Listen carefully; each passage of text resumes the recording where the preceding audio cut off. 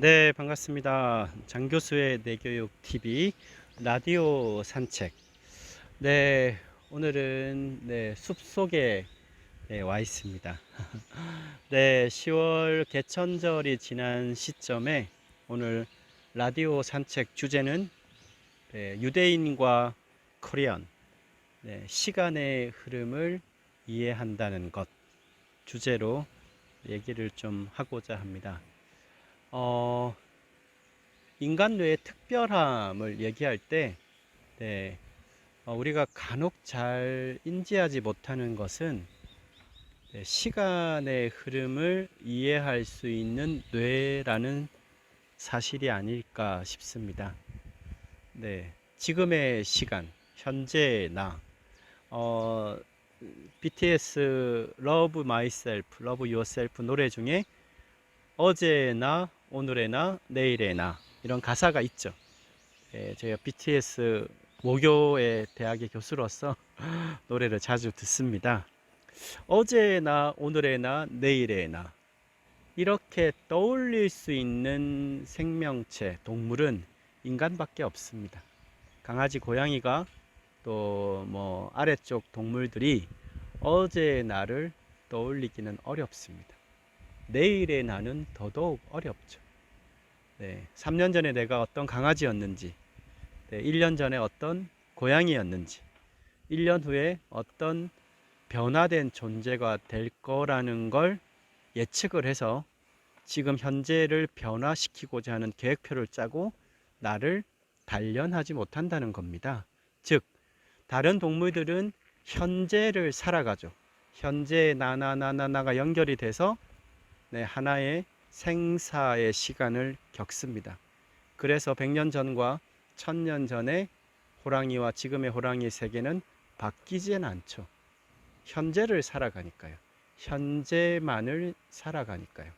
그런데 인간은 시간의 흐름을 이해하는 유일한 생명체입니다.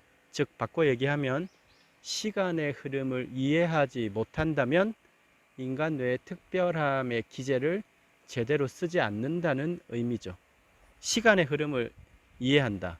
즉, 역사와 문화에 대한 이해, 한 사람의 시간, 그 사람이 살아가고 있는 이 땅의 시간, 과거를 돌리면 우리들이 살고 있는 이 땅의 시간, 우리 선조들의 역사겠죠. 지구로 보면 지구의 역사겠죠. 그래서 대표적인 유사한 유대인과 한국인, 코리안의 좀 비교를 통해서 시간의 흐름이 의미하는 바, 인간 뇌의 특별한 발달에 대해서 얘기를 좀 하고자 합니다. 한류가 워낙 이제 뜨거워진 시대라 간혹 그 유대민족과 한민족을 비교하는 영상들도 유튜브에서 간혹 보는 것 같습니다. 저도 이제 최근에 그 유튜브 방송에 나가서 두뇌 발달 얘기를 하다가 유대인과 한국인이 머리 좋다는 걸로 유명한데 그 이유가 뭘까에 대해서 질문을 받은 적이 있습니다. 제가 이제 브레인 매거진이라는 데 편집장을 하고 있는데요. 올해가 16년째인데요. 주한 이스라엘 대사관에서 이제 여러 번 창간 축하 메시지를 받은 적이 있습니다. 그 이스라엘 대사에서부터요. 그때 그 주한 이스라엘 대사께서 이런 얘기를 주셨어요. 한국과 이스라엘이 닮은 점이 많은데 여러 개가 있다. 양국 모두 천연 자원이 부족하다. 그런데 좀 역사적 시련을 이겨냈다. 그리고 우수한 인적 자원이 바탕이 되었다. 그것들을 얘기를 하더라고요. 그래서 이제 내교육학과 교수로서 그런 역사와 이런 두뇌 발달 이런 걸 좀 얘기를 할 필요가 있겠다. 그래서 그때 유튜브 채널에서도 그런 토크를 하고 좀 여기 매경이나 이런 데 칼럼을 또 내곤 했습니다. 두뇌 발달의 기본 기제는 뇌는 자극을 원한다이고요. 두 번째는 인간의 뇌는 유전과 환경의 조합으로 변화한다는 겁니다. 즉, 기본적으로 뇌는 자극을 통해서 발달을 하는데 다른 동물과 다르게 유전에 종속되는 것이 아니라 태어난 이후로 유전과 환경의 상호작용을 통해서 유전자의 발현 기제가 달라진다는 거예요. 유전도 중요하지만 환경과의 상호작용이 인간 두뇌 발달에 있어서 매우 크게 작용을 한다는 의미입니다. 자, 이 측면에서 유대인과 한국인의 역사와 유사성을 한번 볼까요? 자, 첫 번째는 공통적으로 경험한 역사적 시련입니다. 우리 세계적인 역사학자 있죠? 아놀드 토인비. 도정 문명의 발전에서 강조한 게 뭐였습니까? 도정과 응전이죠. 그 차원으로 보면 한국과 이스라엘은 끊임없는 시련으로 점철된 역사를 겪었습니다. 그럼에도 불구하고 두 나라 모두 포기하진 않았죠. 두 나라 모두 나라를 잃어버렸던 경험이 있지만요. 그리고 다시 일어섰죠. 분연히 더 드라마틱하게. 인간의 뇌라는 건 기본적으로 반복된 훈련과 몰입된 경험이 실제적인 변화를 만듭니다. 수없이 실제로 많은 반복적 자극은 이제 신경망을 강화시키는 거고요. 임팩트가 큰 자극은 뇌 전체 회로에 영향을 주죠. 시련이라는 이 시간 속에서 나라를 유지했던 경험의 축적은 이후에 동일한 자극이 와서는 그게 쉽게 위기로 인식하지 않습니다. 쉽게 이겨내죠. 내가 기존 자극에 이미 적절하게 대응하도록 신경망이 강화가 되기 때문이죠. 우리도 보통 개인들도 어떤 위기를 겪고 나면 성장하는 이유가 그런 신경망의 변화 때문입니다. 자, 인간은 뇌 자극을 원하고 자극을 이겨냈을 때는 성장하죠. 자, 두 번째는 국가 발전의 핵심 원동력으로 사람에게 집중했다는 데 있습니다. 사람의 투자는 결국은 교육인데요. 이 교육이라는 기제가 가장 유별나게 적용되는 게 바로 인간입니다. 왜냐? 유전에 종속된 것이 아니라 환경과의 상호작용, 즉 교육의 기제이니까요. 인간은 태어나서 바로 걷고 뛰는 동물과 다르게 가장 오랜 성인기 발달 과정을 겪습니다.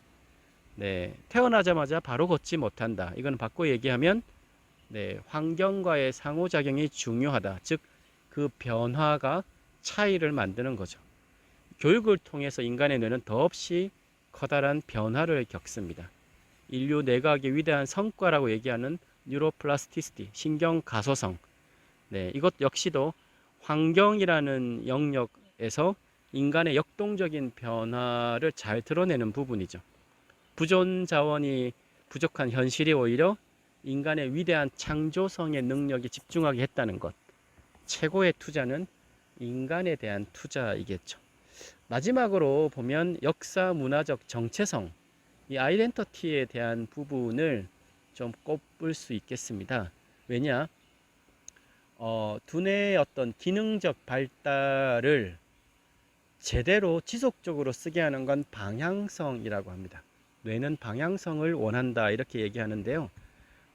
방향성이 있는 사람, 그렇지 않은 사람, 어떤 목표와 꿈, 비전이 있는 사람, 그렇지 않은 사람, 그것이 이제 시간의 아주 연속성을 만들죠.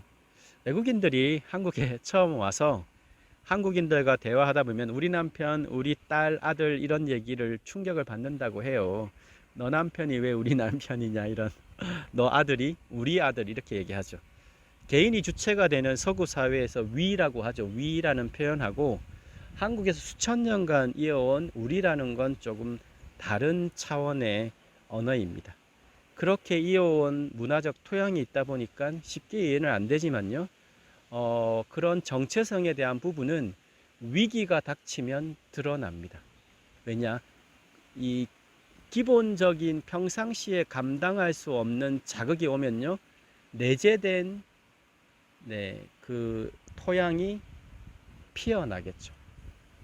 IMF의 금모으기, 또 월드컵의 붉은 악마, 태안반도의 기적, 코로나19에 보여준 시민의식, 거기서 우리라고 하는 이 공동체적 가치가 표출이 되죠. 이거는 경험과 지식이 아닙니다. 수천 년간 이어온 DNA의 발현으로밖에 설명되지 않는 것이죠. 자, 그럼 우리가 잃어버린, 우리가 회복해야 될 두뇌의 기제는 뭘까요? 우리는 지금 이 땅의 시간을 얼마나 기억하고 존중하고 있을까요? 20세기 신생 독립국인가요? 대한민국이? 기적적인 산업화와 민주주의를 성취해낸 한국만이 한국의 시간인가요? 방탄소년단 BTS들이 부르는 노래의 한글 가사를 따라 외우고 그들의 춤사위 속에 내재된 이 수천 년의 한민족의 리듬에 감흥하는 한민족의 문화적 원형을 보고 있을까요? 한반도의 청동기 역사를 바꿀 거라던 강원도의 춘천에 있는 중도 유적지, 결국 외국의 놀이기구로 뒤덮여 버렸습니다. 그곳에 부모들이 아이들의 손을 이끌고 방문을 하죠. 얼마 지나지 않아서는 세계 최대 규모로 손꼽히는 김해시 고인돌도 그냥 아무렇지 않게 파헤쳐졌습니다. 대한민국 5대 국경일 중에서 한민족의 생일, 코리아의 생일인 개천절 경축 행사에는 대통령은 참석하지 않습니다. 그런 사실을 한국을 사랑하는 한류 팬들은 어떻게 바라보고 있을까요?